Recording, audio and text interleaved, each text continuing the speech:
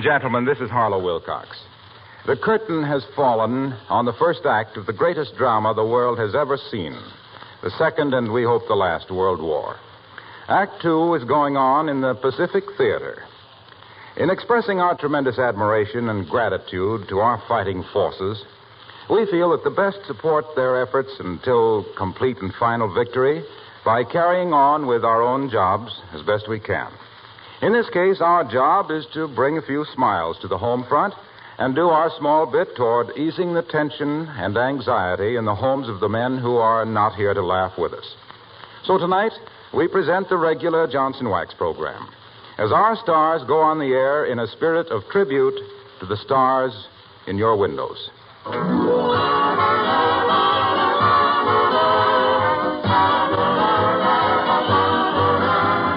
The makers of Johnson Wax products for home and industry present Fibber McGee and Molly, written by Don Quinn and Phil Leslie, with music by the King's Men and Billy Mills Orchestra.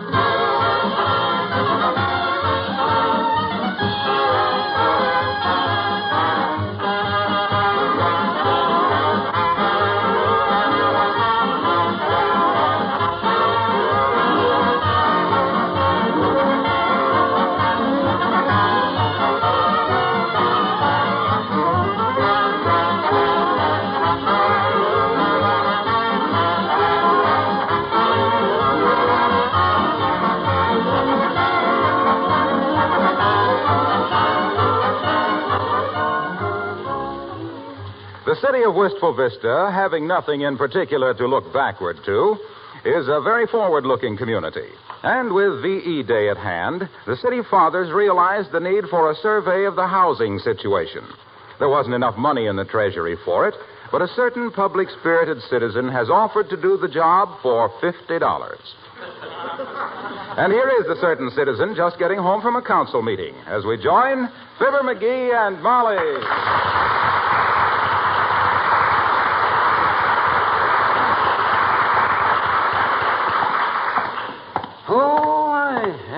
Beaver, and his name was Sam.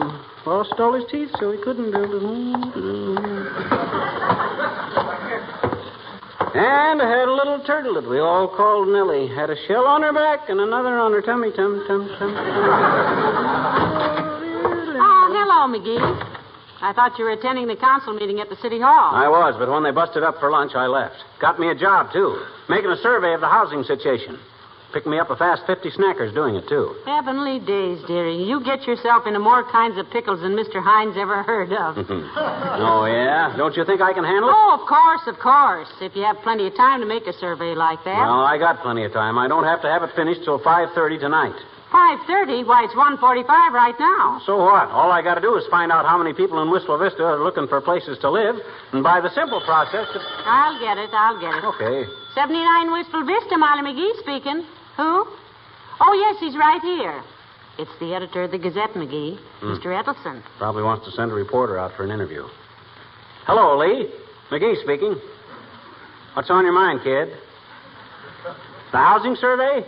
Sure, by 5:30 tonight. Huh? Well, pucker up, brother. I'll be there to see it. Pucker up for what, dearie? He says if I complete the housing survey by 5:30 tonight, he'll kiss the mayor in the front window of the Bonton department store tomorrow at high noon.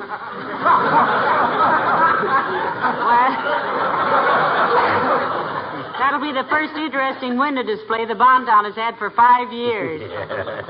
Yeah, it kills me the way these mugs don't think I know what I'm doing. Now, do you think it's nice to refer to your wife as a mug? Oh, well, I didn't mean you. Well, I'm one of the ones who doesn't think you know what you're doing. You are, huh? Well, you just leave everything to me, baby. I got my ways to do. Hello, Mrs. McGee. Mr. McGee. Oh, hello, Alice. Hi, Alice. Hey, look, lay off the telephone today, will you? I got a big project on, and I might get some important phone calls. Oh, okay, Mr. McGee. If a boy named Pugface Perkins calls, just tell him Alice said no. Said no to what, Alice? It won't matter. Pugface is the kind of a fellow that a smart girl says no to on general principles. Anyway, if I want to make a phone call, I'll run down to Kramer's drugstore. Oh, well, if you do, Alice, get me a bottle of shampoo, will you, please? Oh, sure. What kind, Mrs. McGee? It's called Drawer Off. Drawer Off? That's an odd name. Oh, I don't know. It's just forward spelled backwards.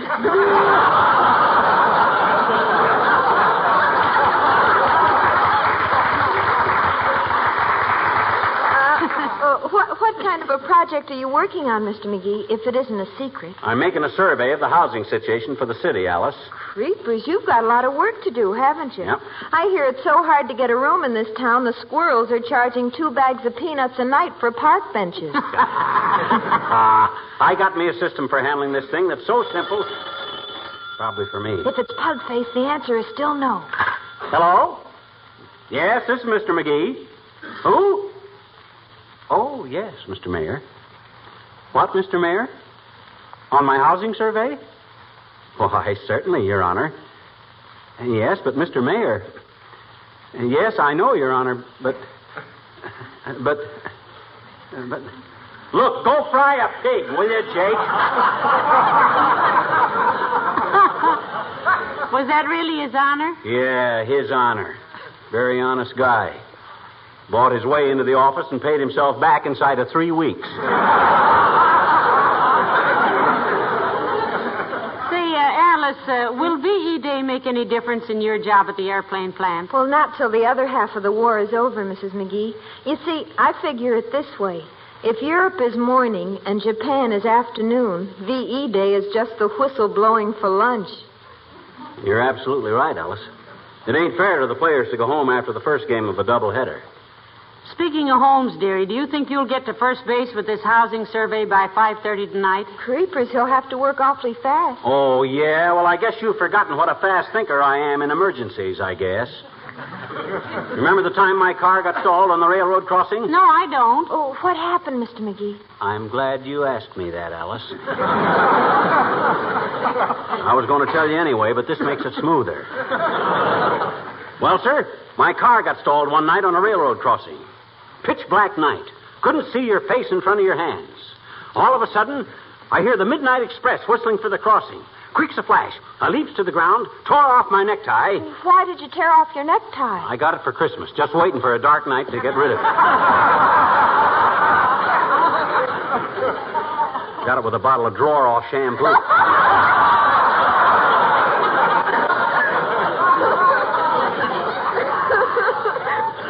Well, sir, I tore off my necktie, and I could hear the roar of the train approaching. I dashes down the track and flags the train down, just in the nick of time. But, Mr. McGee, Huh? if it was such a dark night, how did you ever make them see you in time? Oh, I just had a flair for that sort of thing.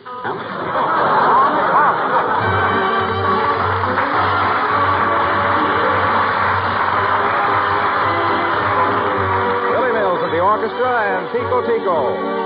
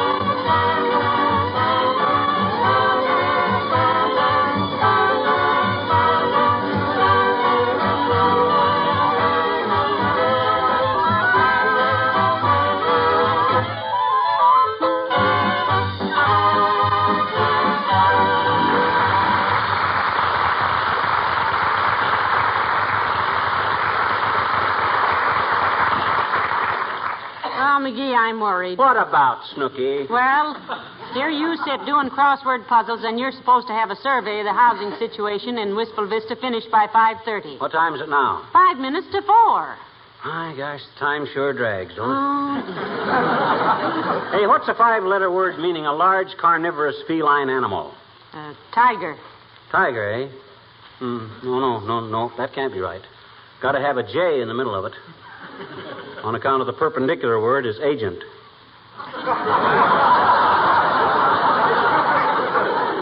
Agent is not spelled with a J. It's A-G-E-N-T. Oh, it can't be. I need the T in agent for the first letter of the capital of Massachusetts. Trenton. Trenton is in New Jersey. It is? Oh, doggone it, that throws the whole puzzle off. I had it almost finished. But how about the housing survey? You just can't sit here and... don't worry about my housing survey, baby. I promised to have it done by 5:30, and I'll have it done. But you're not doing it. Oh, yes, I am. How? Wouldn't you like to know? I got people all over this town helping me, and they don't even know they're doing it. This is going to be the easiest $50 I ever... Come in. Well, my goodness, Mrs. Carstairs. How do you do, Mrs. Carstairs? Good day, Mrs. McGee. And, Mr. McGee. Hi, Carsty. Have a chair. Thank you. Take two. They're small.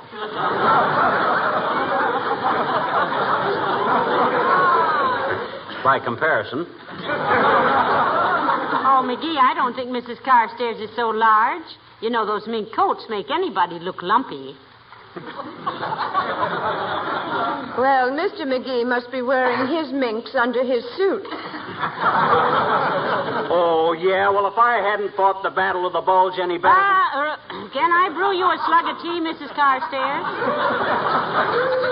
Thank you, no, my dear. I just dropped in to tell you that our club, the Wistful Vista Musical Appreciation and Save Our Stately Old Elm Trees Club, is planning a charity play, and we'd like you to be a member of the cast. What? Me act in a stage play? Oh, why, I'd be scared to death, Mrs. Carstairs. Why, no, you wouldn't. What kind of a play are you putting on, Carsty? I thought we would do The Importance of Being Earnest. Oh, yes, by Hemingway. Well, let me know when you start rehearsals, Carsty. I had a lot of stage experience myself in my younger days. Oh, really? I was not aware that you had any. Experience? Younger days. My gosh, I had a vaudeville act for several years, Carsty. I and a guy by the name of Fred Nittany from Starved Rock, Illinois. Song and dance act. Opened in one with the grass mat, see, for some fast patter, see? Then into an Indian club routine and a challenge buck. Finished full stage with a trampoline and an off to Buffalo waving little American flags. I'll never forget what Variety said about me when they reviewed our act. Didn't you save the clipping, dearie? No, it had a typographical error in it. When they told how I roused up the act, they spelled it with an L.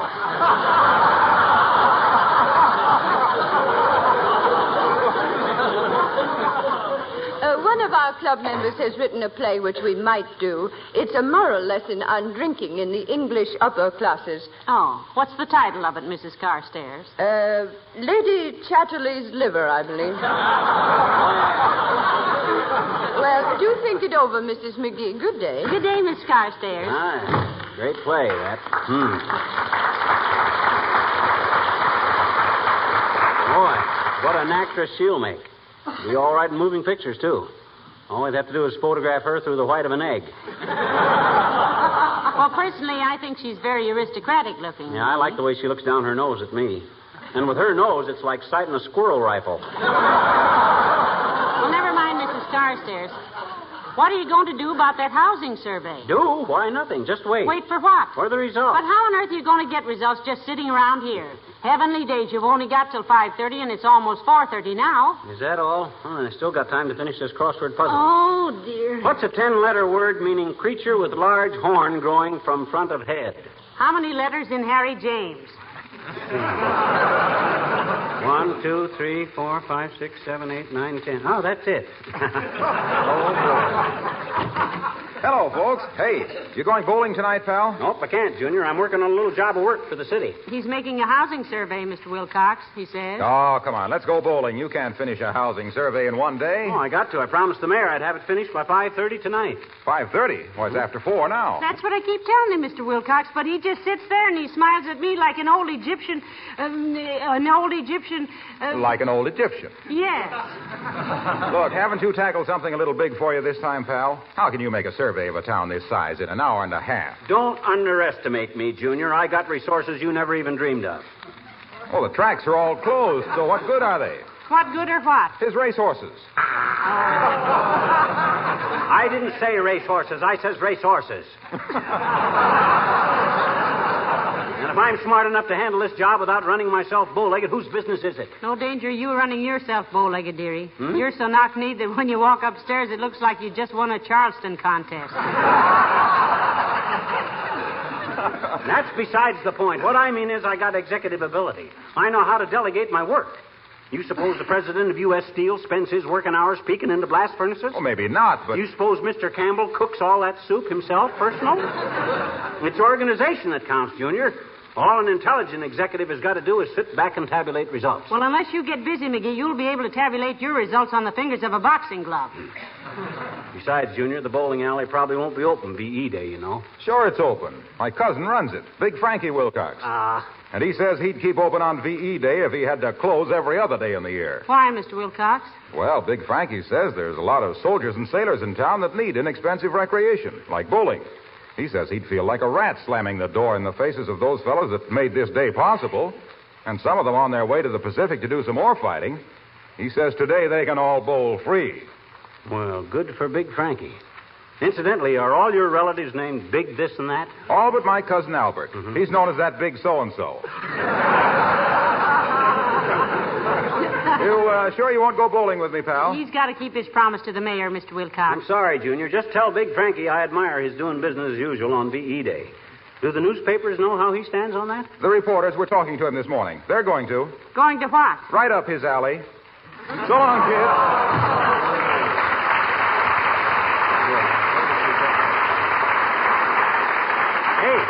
Hey, what time is it? 4:45. My watch says 4:45. That's what I said. Huh? Oh, yeah. Well, what was I doing before Wilcox? Oh, yeah, my crossword puzzle. Now, let me see. 46 vertical. A three-letter word meaning an animal that gives milk. Could that be Joe, our milkman? Who do you suppose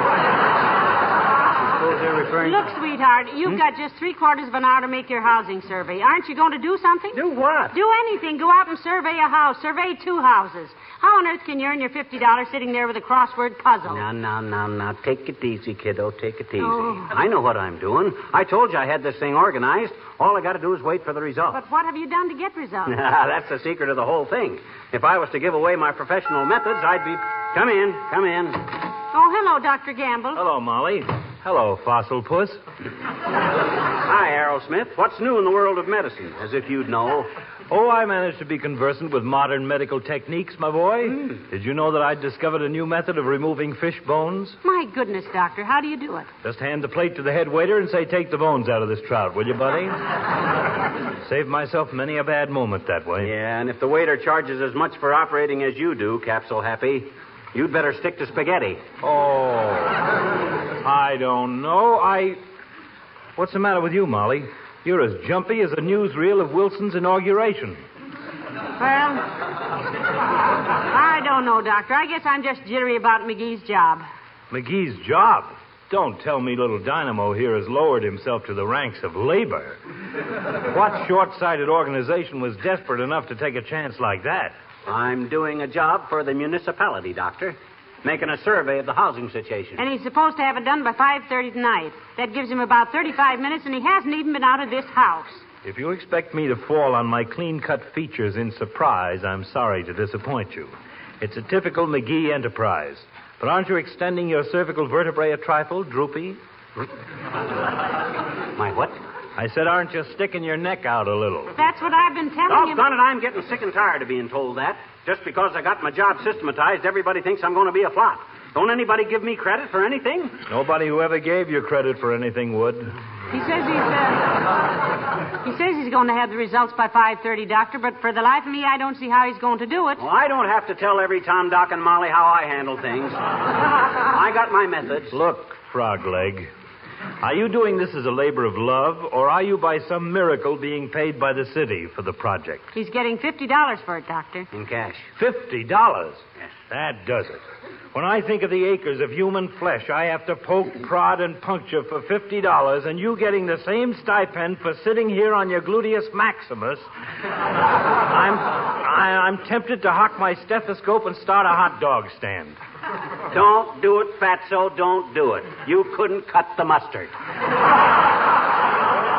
Is that so? Why, you four-flushing little... I'll get it. 79 Wistful Vista, Molly McGee speaking. Who? Oh, yes, he's right here. For you, Doctor. Oh, thank you. It's probably that head waiter, Doc, telling you your trout is out of the anesthetic. Hello? Yes? Yes? Fell off the what? Well, is the body in pretty bad shape? It is, huh? Well, I'll be right over and examine it. Yes, right away. Sorry, folks, I got to run along. 70 days, Doctor. That sounded serious. It is. The filling station says my car just fell off the greasing rack. See you later.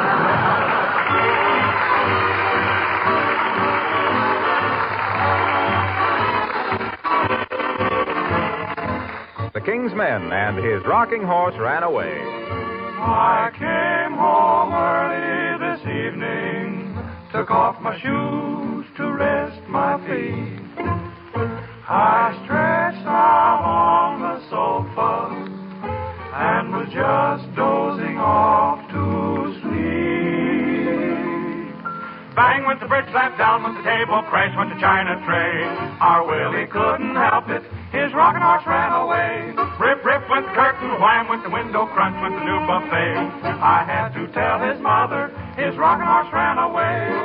Somehow Indians got into our front room. Our cowboy grabbed for his gun and went boom, boom, boom, boom. Slam went the screen door, smash went the mirror, my head is turning gray.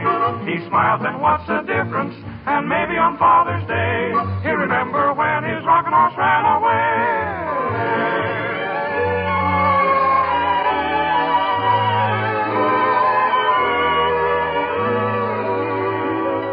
One night I came home about 2 a.m. Maybe it was 4. I sneaked on tiptoe up the stairs and peeked in the nursery door. Shh. Oh, he's asleep. Bang went the bridge, slap down went the table, crash went the china tray. Our Willie couldn't help it, his rocking horse ran away. Rip, rip went the curtain, wham went the window, crunch went the new buffet. I had to tell his mother, his rocking horse ran away. Somehow Indians got into our front room. Our cowboy grabbed for his gun and went boom, boom, boom, boom. Slam with the screen door, smash with the window, my head is turning gray. I can't begin to stop him, he does it all in play. Crash with the curtain rod on my head, I'll never forget this day. When Willie the rocking horse ran away.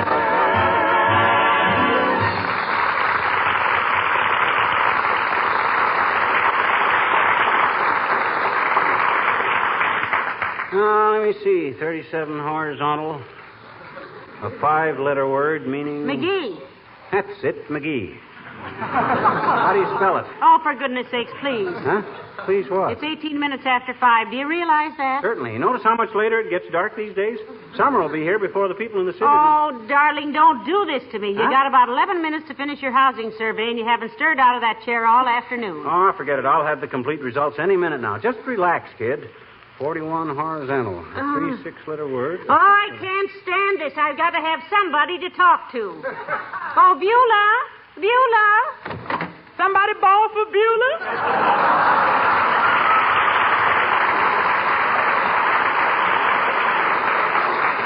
Hi, Beulah. Evening, sir. How's everything going, Beulah? Everything's copacetic, ma'am. Yeah, the shrimps is all shucks and the rice is all fluffy and everything's all right with the world. We having shrimp curry tonight, Beulah? We having a shrimp curry the likes of which you ain't never flang a lip across, Mr. McGee. I'm telling you, the way I cooks rice make a mandarin close up his cookbook and commit chop suicide. Yeah. Ah, you're the best cook I ever knew, Beulah. Oh, thank you, ma'am. That's what Ira say, too. Ira, that's my intended. What's the status quo on your engagement, Beulah? Well, frankly, sir, the status ain't nothing to cool about. That little manicurist in our neighborhood, she's a tough pocket of resistance, as they say in the newspapers. Don't tell me Ira is serious about her, Beulah. Yes, ma'am, at the moment. I can only hope I ever realize sometime that it's going to be happier going through life with a hot stove than a cold nail file. By the way, Beulah, how did you celebrate VE Day this morning? I went to church, Miss McGee. I say a little prayer for the boys that do such a good job over there in Europe. Oh, that was very nice, Beulah. Oh, ma'am, I wasn't in no mood for no whoop-de-doo. When you got a brother in the Navy like I have, still out there fighting in the Pacific, you was prone to save your confetti for another day. Well, it was still pretty good news, though, Beulah. Oh, yes, I ain't denying that. But I just can't help thinking there ain't no dancing in the streets in Manila. Well, maybe it'll all be over pretty soon, and Ira and me can get married and settle down. Yeah. Where are you and Ira going to live when you get married, Beulah? Oh, wait a minute. We thought we'd get us a little truck farm and raise our own stuff. Tomatoes and children and boys, too, of course. And maybe a few ducks and a couple of cows.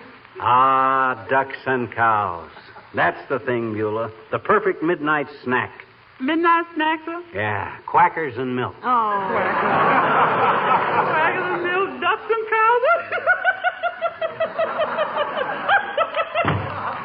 Too bad Beulah didn't say. I love that man.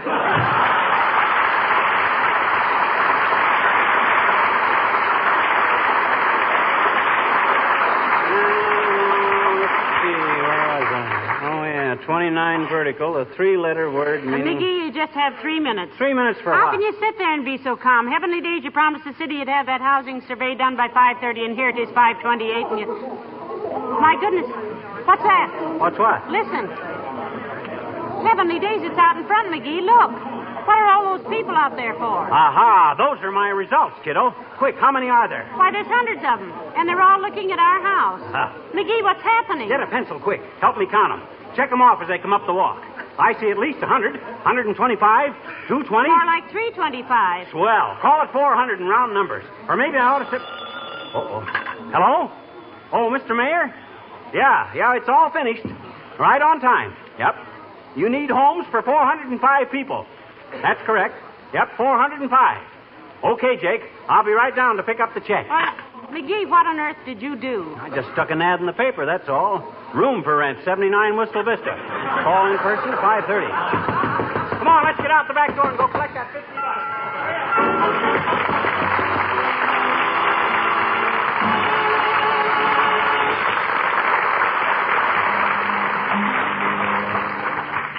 Almighty Father, thou whose love doth heed the sparrow's fall, guide thou, we pray, our men who fly where dark and danger call. Bring them the comforts of thy love, the guidance of thy hand, and keep them safe as they fulfill thy own divine command. Ladies and gentlemen, this is one of the days we've been looking forward to for so long. This is one of the days for which men left their wives and children, their jobs and their professions, to put on uniforms and give their days and their lives to end tyranny and aggression, we hope forever. But this is just one of the days. There's another day coming, and may it be soon, when we can celebrate complete victory. But to leave our jobs now and quit when the task is only half finished would be false to the wives and children our fighting men left behind. Perhaps you know that radio programs like this one are recorded and sent to our fighting forces everywhere overseas for their entertainment and to bring them a smile or two from home. This is our job, the thing we know best how to do. So let's all keep going, keep working, and keep faith with the ones who are still doing battle for the things we believe in. Good night. Good night, all. Protect